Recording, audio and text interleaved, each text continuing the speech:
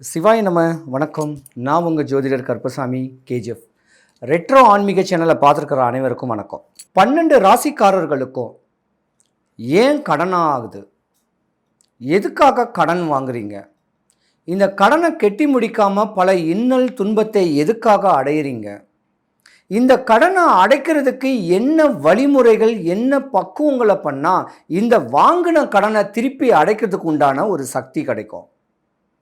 இப்படி இந்த கடன் எதுக்காக வருதுன்னு கேட்கறதுக்கு உண்டான அமைப்பை மட்டும் தெரிஞ்சுட்டு இருந்தா நம்ம அந்த கடத்தை வாங்காமல் அதுக்கு உண்டான வழிமுறைகளோட கடனாளி இல்லாமல், விரலுக்கேற்ற வீக்கம் கடனாளி இல்லாமல் யாருமே இருக்க முடியாது. ஆளாகப்பட்ட அம்பானியாக இருந்தாலும் கடன் வாங்க தான் செய்யணும். ஆனால் திருப்பி கொடுக்க எந்த வழியில், எந்த ரூபத்தில் நம்மளுக்கு அந்த கடன் அடையுது, யாருனால எவர்னால எப்படி கடவுள் ரூபத்தில் ஒரு பர்சன்னால் கடனை அடையக்கூடிய தன்மை எந்தெந்த ராசிக்காரர்களுக்கு வருது? இந்த 12 ராசிக்காரர்களும் ஏன் கடனாளியாக ஆகுறீங்க? ஒன்று மண்ணு மேலே போடுறீங்களா, பொண்ணு மேலே போடுறீங்களா, இல்லை நோய்க்கு விரயம் பண்ணுறீங்களா, பிள்ளைங்க படிப்புக்காகையா, வேற ஏதாவது ஒரு இன்னலுக்காக கடன் வாங்குறீங்களா? இப்படி கடனாளியாக மாட்டிக்கிட்டு கஷ்டப்படக்கூடிய ராசிக்காரர்களுக்கு எந்த வழிமுறைகளை, எந்த பக்குவம் பண்ணால் இந்த கடன் அடையும் கேட்கறது தான் இன்னைக்கு உண்டான ஒரு டாபிக். விருச்சிக ராசியில் 3 நட்சத்திர பாதங்கள் இருக்கு. விஷாகம், அனுஷம், கேட்டை.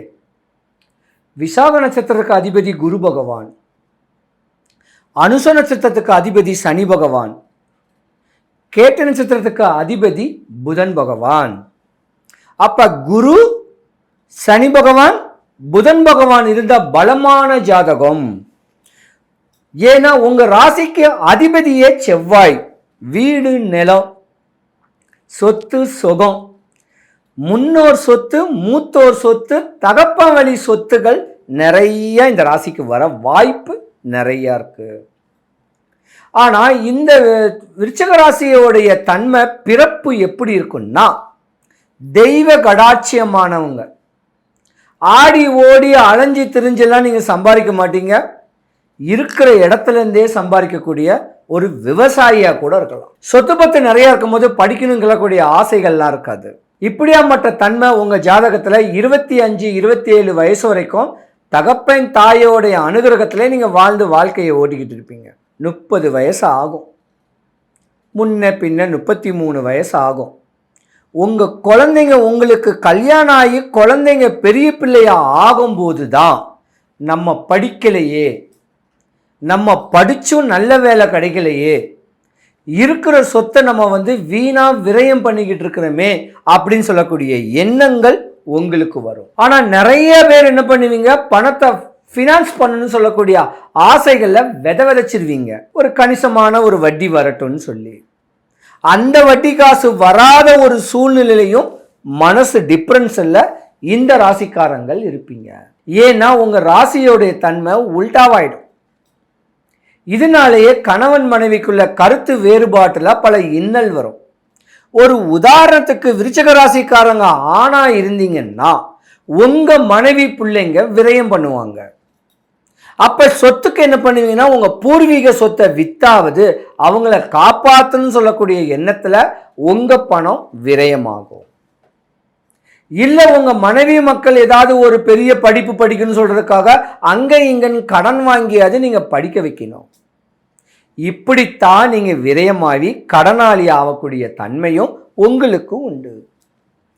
செவ்வாய் பலமாய் இருந்திருந்தாலும் உங்களுக்கு நடந்திருக்கக்கூடிய நேரம் இந்த 2025 இந்த 7 வருஷ காலம் மைனஸ் 2018 நீங்க கடனாளியாத்தான் இருக்கணும். ஆனா இப்ப முத்தி போயிருக்கும். ஏன்னா எந்த கடன் வாங்கினா அதுக்கு ஒரு வட்டி.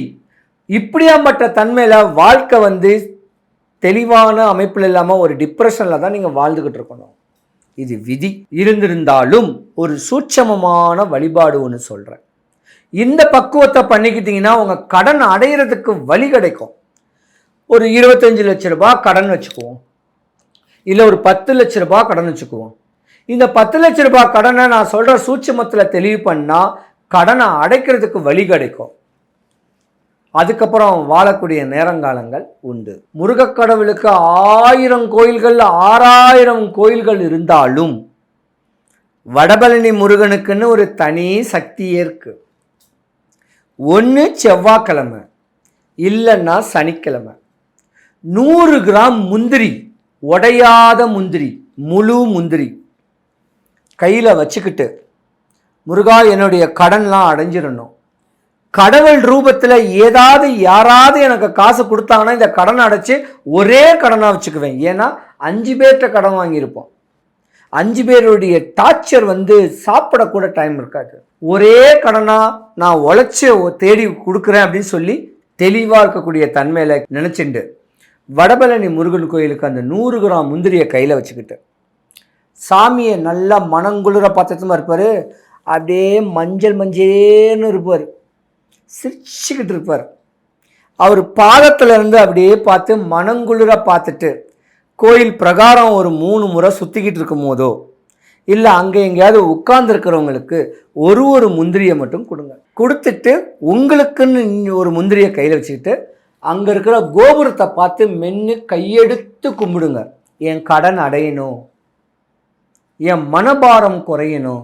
ஏன்னா நீங்கள் உங்கள் குடும்பத்துக்கு தான் கொடுப்பீங்க, அடுத்தெல்லாம் கொடுக்க மாட்டீங்க.